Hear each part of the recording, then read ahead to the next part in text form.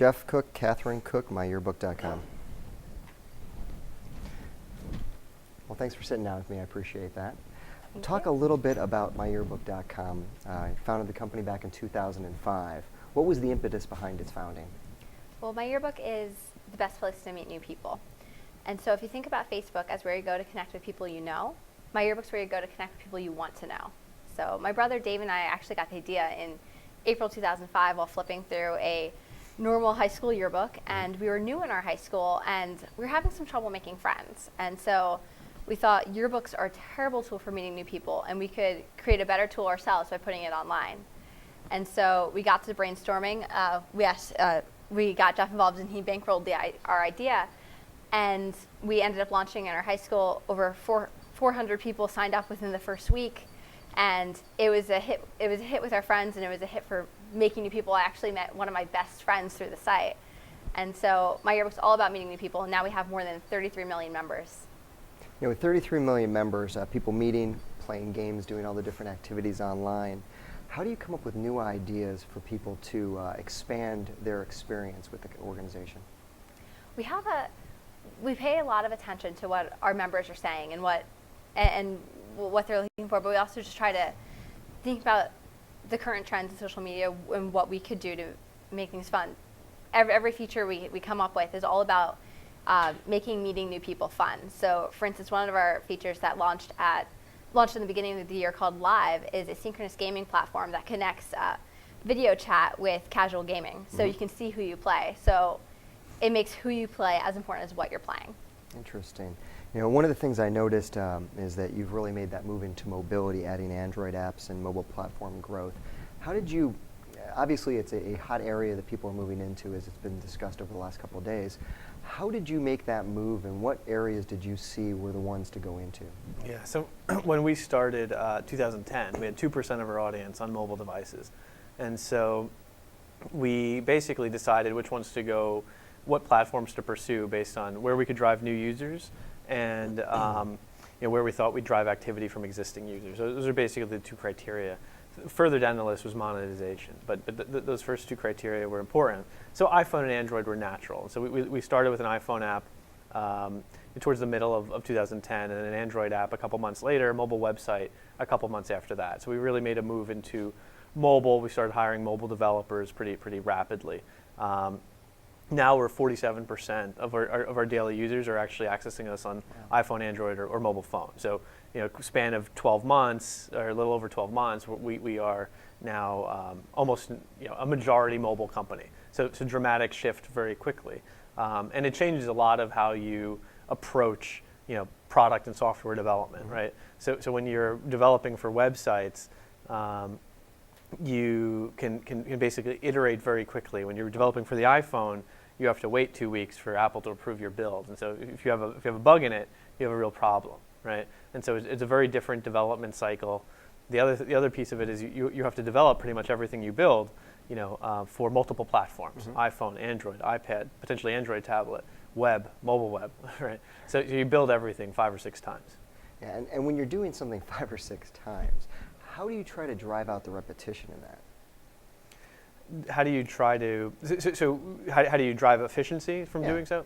So the way you make it efficient, so you're not spending equal amounts of work each time, is to basically build a layer, like basically an API layer. So once you build the core APIs, the other things are just interface creation. So Android is a different interface, but it calls all the same functions, right? The database is the same. And so you can do cross-platform. It's still not as easier as build it once, but it's not nearly as bad as putting the same amount of effort 5 times. You folks seem to be an organization and leadership team that looks for opportunities in the marketplace to expand your offerings, to make acquisitions, to move into mobility, to sell the company. How do you see those opportunities? What are those key areas that you can identify as an entrepreneur and then take advantage of? Well, right now, mobile is just clearly this huge opportunity. When you look at the ad spend on mobile devices this year, it looks like the ad spend on web in 1997. right? So it's early days. The market's gonna develop for another 15 years before we even get to where we are on the web today. And so as a result of that, actually, when we look at mobile, we look at mobile ads as being, important but young and maturing, but it's going to take some time. And so we look at other ways of making money on mobile. What's interesting about mobile is, the ability to have very frictionless payments, right? So on iPhone, everyone's 2 taps away from paying you, right? If you have an iPhone in your pocket and you've ever downloaded even a free app, you have to have a billing profile. And as a result, iPhone's a great payment platform. And so we look for opportunities. Right now, we're very concentrated around virtual currency, trying to drive virtual currency sales and trying to drive a good product using the currency on mobile, because we think it's obviously where we're going, and then on international. So my yearbook's English only website right now and mobile company. We hope to end 2012 with I'd say half dozen more languages. Interesting. You talked about the idea of virtual currency. I was reading today in the Wall Street Journal about Zynga and some of the things going on with them during their IPO process. And they're all based on virtual currency as their business model. Do you see that in terms of your business model as your growth area, or do you see that as kind of another bucket within your revenue streams? No, we see it as an enormous growth area. So right now, I mentioned 47% of our traffic is mobile. It's about it's single-digit percentage of our monetization, and so it's early days on mobile, and we haven't even brought the virtual currency that's very popular on our website to mobile yet. We treated our mobile approach similar to basically 2005 when we started on the web, where we just said get audience, get them doing things, keep them engaged, and worry about monetization later. Well, now it's kind of later because it's now like half your audience. Yeah. Yeah, and as you mentioned earlier, you closed on the acquisition today. You folks became part of a public company. How did that come about? So we started, we're kind of taking this look and saying, we want to be the best place to meet new people, right? That's what we're all about, building games and applications to facilitate these interactions. And we said, well, a few years from now, what's this market going to look like and who's going to win it? And we thought, the winner is going to win it on a global basis. And that global scale was going to be important, right? Facebook won the social network for your friends and family on a global basis, right? Most internet brands of note have won it on a global basis. It's hard to be a regional player. We are a regional player. Right now, we're essentially U.S. only. Good region, but still regional.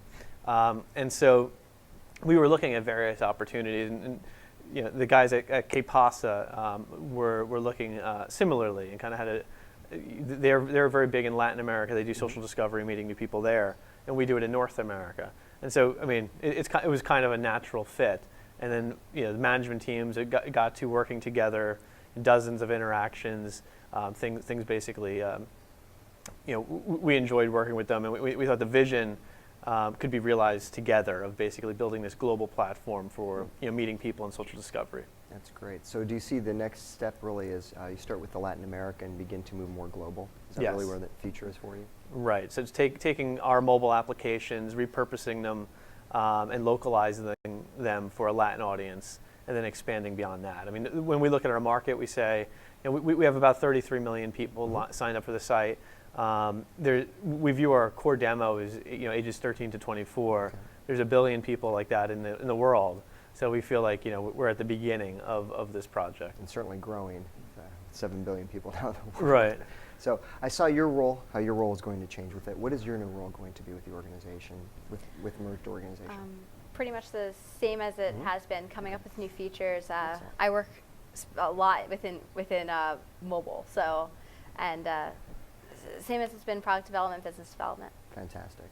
Great. Well, I appreciate you sitting down with me. Thank you. Sure. Thank you.